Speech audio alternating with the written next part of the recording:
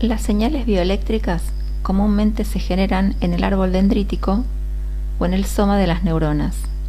Se trata de cambios en el potencial de membrana que se conducen mediante los axones neuronales a distancias a veces de muchos centímetros. Cuando la membrana de las neuronas es pasiva, la amplitud de las señales decae exponencialmente en función de la distancia al lugar de origen, y no se pueden conducir señales apreciables más allá de unos pocos milímetros del lugar en el que fueron generadas.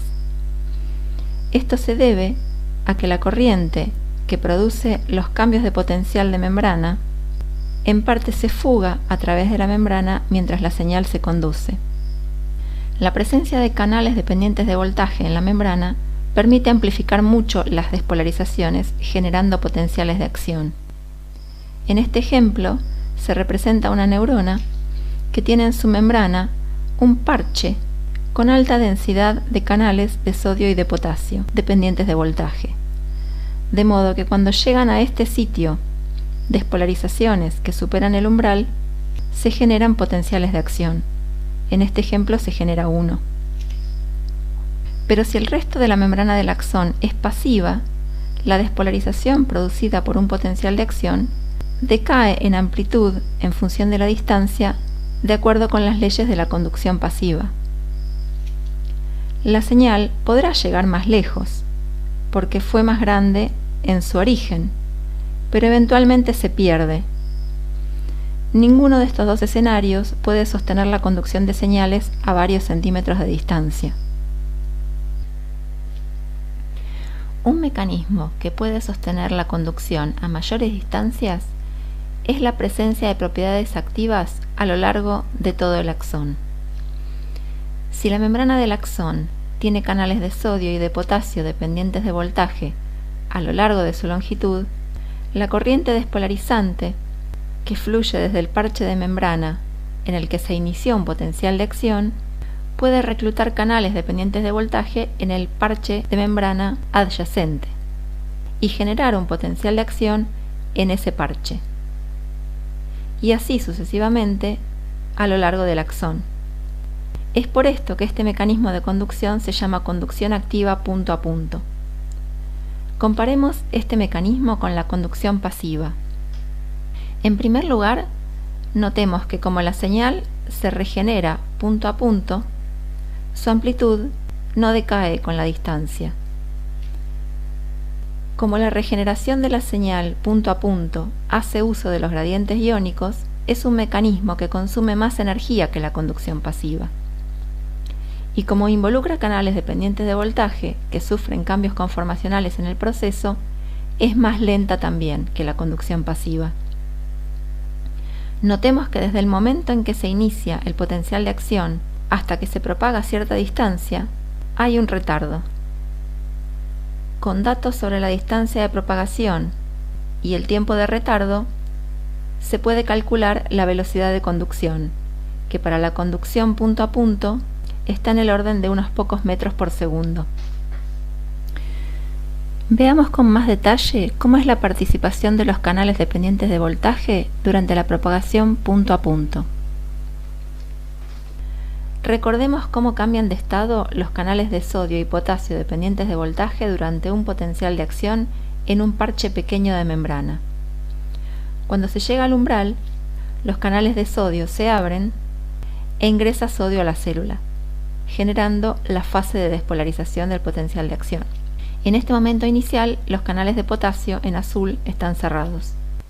Durante la repolarización e hiperpolarización postpotencial, los canales de sodio están mayormente inactivos.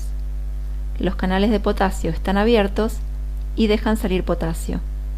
La membrana eventualmente vuelve al reposo, estado en el que tanto los canales de sodio como los de potasio están mayormente en estado cerrado.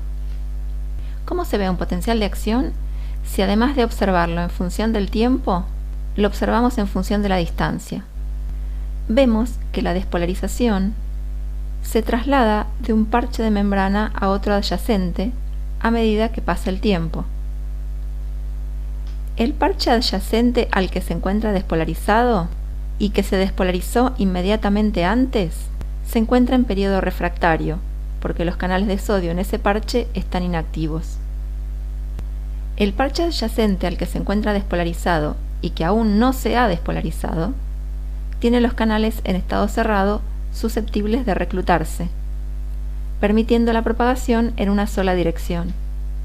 Si graficamos un potencial de acción en función de la distancia, para un instante dado, vemos que diferentes parches de membrana están en diferentes estados, asociados a las diferentes fases del potencial de acción.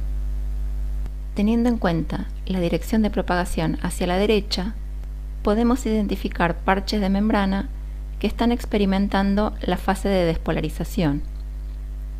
Otros que en este instante experimentan la fase de repolarización. Y otros que están experimentando la hiperpolarización pospotencial. Dependiendo de la proporción de canales de sodio en el estado inactivo y de la proporción de canales de potasio en el estado abierto, estos parches estarán transitando el periodo refractario absoluto o relativo. Otro mecanismo que puede sostener la propagación de potenciales de acción a distancias largas es la conducción activa saltatoria.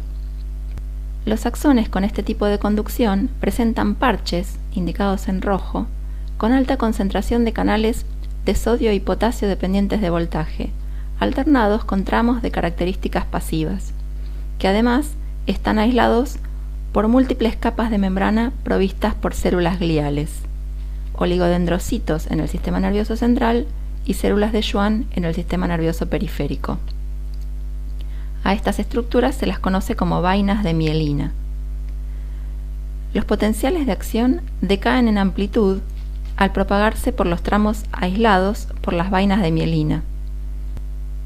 Pero como la vaina de mielina es aislante y minimiza la fuga de corriente al medio externo, la amplitud de los potenciales de acción no decae por debajo del umbral. Esto permite que al llegar al siguiente parche, con propiedades activas, los potenciales de acción pueden regenerarse y recuperar su amplitud. Estos parches se conocen con el nombre de nodos de Ranvier. La longitud de los tramos mielinizados en un axón varía, pero está en el orden del par de milímetros, mientras que los nodos de Ranvier tienen un par de micrones de longitud. Entonces, a lo largo de un axón mielinizado, la conducción es mayormente pasiva, con eventos activos puntuales cada tanto. Por eso, este mecanismo se llama conducción saltatoria, aludiendo a la idea de que la regeneración de potenciales de acción salta de un nodo al siguiente. Notemos que en comparación con la propagación punto a punto, este mecanismo resulta más rápido, ya que aprovecha la velocidad de la conducción pasiva o electrotónica en los tramos mielinizados, pudiendo alcanzarse velocidades de conducción del orden de 100 metros por segundo. Y también tiene un costo metabólico menor para la neurona, ya que utiliza los gradientes iónicos solo a nivel de los nodos de Ranvier. En este esquema observamos en más detalle la menor atenuación de la corriente a lo largo de los tramos mielinizados, ya que se encuentra muy limitado el escape de la corriente a través de la membrana, mientras que se favorece el flujo axial de corriente. Un instante más tarde a este, el nodo de Ranvier que estuvo despolarizado se repolariza, y en el nodo adyacente se regenera el potencial de acción a partir de la señal propagada electrotónicamente entre los nodos. Al aumentar la resistencia al flujo a través de la membrana y favorecer el flujo axial, la vaina de mielina aumenta la constante de longitud del axón. También notemos que al imponer una mayor distancia entre el interior y el exterior celular, las cargas acumuladas a ambos lados se ejercen menos influencia mutua, lo cual se traduce en una menor capacitancia de la membrana. Esto implica que los cambios de potencial debidos al flujo de corriente a lo largo del axón ocurrirán más rápido, es decir, que al bajar la capacitancia de la membrana, se reduce la constante de tiempo de la membrana, y esto contribuye también al aumento de la velocidad de conducción. Los mensajes de esta clase son que la presencia de canales de sodio y potasio dependientes de voltaje en la membrana axonal permite la propagación de señales a distancias largas, que la conducción punto a punto tiene alta demanda metabólica y es más lenta que la conducción electrotónica, que la conducción saltatoria involucra la participación de células gliales mielinizantes que aumentan la resistencia de la membrana y reducen su capacitancia, aumentando así la velocidad de conducción, y que la velocidad de conducción depende de la presencia de mielina, además de depender del diámetro axonal.